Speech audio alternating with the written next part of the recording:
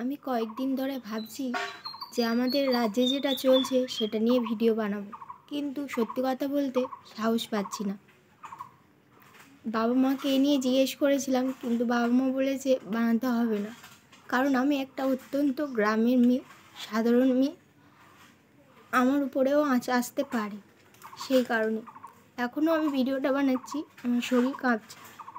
কিন্তু কালকে রাত্রে একটা ছবি দেখার পর আমি আর নিজেকে স্থির রাখতে পারলাম না। ছবিটা হলো মমিতা দিদি। ছবিটাই ছিল উনি যে সময় আর কি মারা গিয়েছেন সেই সময়ের ছবিটা, অর্ধনগ্ন অবস্থায় ছবিটা রয়েছে। ওনার পা দুটো যেরকম আমরা শুয়ে থাকি পা ছাড়িয়ে সেরকম ছিল, কিন্তু পাটা আমরা যেরকম স্বাভাবিক মানুষ পা ছাড়িয়ে থাকি সেরকম ছিল না। পা দুটো ভাঙা ছিল, নৃশংসভাবে পা ছিঁড়ে টানলে যেরকম হয় ফাঁক করলে সেই রকমই ছিল। সেটা দেখে আমার শরীর কাল থেকে কাঁপছে, আর কাল সারা রাত আমি ঘুমোতে পারিনি। আমাদের রাজ্যের মুখ্যমন্ত্রী মাননীয়া মমতা বন্দ্যোপাধ্যায়কে একটা কথাই বলবো, আমি এই ভিডিওটা করছি তার কারণ হচ্ছে আমি এক্ষুনি একটা ভিডিও দেখেছি ফেসবুকে।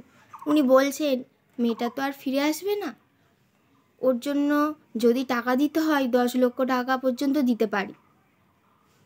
আচ্ছা, একটা মেয়ের জীবনের দাম কি 10 লক্ষ টাকা? আপনি তো নিজে একটা মেয়ে, আপনার বাড়িতেও নিশ্চয়ই মেয়েরা আছে, তাহলে তাদের সাথে যদি হতো আপনি অপরাধীদের না ধরে এই 10 লক্ষ টাকা অফার করতেন তাদের? আপনি তো সবই পারেন। আপনি যখন এই মুখ্যমন্ত্রীর দায়িত্বটা নিয়েছিলেন তখন তো এই রাজ্যের সবার দায়িত্ব নিয়েছিলেন, তখন নিশ্চয়ই শুধু ছেলেদের দায়িত্ব নেননি, মেয়েদেরও দায়িত্ব নিয়েছিলেন। তাহলে আপনি কেন এইসব কথা বলছেন? আমি বলতে বাধ্য হচ্ছি, এই পদে আপনার থাকার কোনো যোগ্যতা নেই। কারণ এই কতগুলো দিন চলে যাচ্ছে, ছাত্রছাত্রীরা আন্দোলন করছে, কিন্তু আপনি একটুও ওই পরিবারের হয়ে বা কিছু বলছেন না। আপনি চাইছেন না যে তাড়াতাড়ি এই সমস্যাটা মিটে যাক। আপনি চাইলেই কিন্তু অপরাধীদের ধরতে পারেন, কিন্তু ইচ্ছা করেই করছেন না। সেই রাজনৈতিক দল নিয়ে পড়ে আছেন কেন? রাজনৈতিক দল কি সব? আপনি যখন জন্মেছিলেন তখন কি রাজনৈতিক দল নিয়ে জন্মেছিলেন?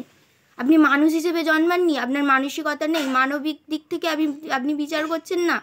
একটা সে মেয়ে, সে রক্ত মাংসে গড়া মেয়ে, সে তো কোনো রোবট নয়, পুতুল নয়, সেও কারোর বাড়ির সন্তান। আপনি যেমন কারোর সন্তান, সেও তো কারোর সন্তান। তাহলে কেন আপনি বুঝছেন না এগুলো? যেদিন ওই মিছিলটা হয় 15ই আগস্টের দিন রাত্রিবেলা, ওদিনও আমি যাব ভেবেছিলাম, কিন্তু আমি প্রত্যন্ত গ্রামে থাকি, এখান থেকে আমার যাওয়া সম্ভব নয়। আর এখানে আমাদের রাস্তাতেও আলো নেই, আমরা প্রতিনিয়ত যাতায়াত করি, রাত 8টা বাজলেই ভয়ে ধুক ধুক করে বুক, রাস্তায় কোনো আলো নেই, একা আসতে পারি না, অনেক সময় বাবা মা এগিয়ে যায়। আপনি কেন কিছু করছেন না? আমার এটাই বক্তব্য। আপনি কেন চুপ করে আছেন? কেন টাকা দিয়ে বিচার করছেন? এইভাবে চলতে থাকলে তো আমাদের সমাজ শেষের পথে যাবে, মেয়েদের আর কোনো ব্যক্তিত্বটাই থাকবে না। আপনি কেন রাজনৈতিক দল নিয়ে পড়ে আছেন? রাজনৈতিক দলের বাইরে গিয়ে বিচার করুন মানুষ হিসেবে।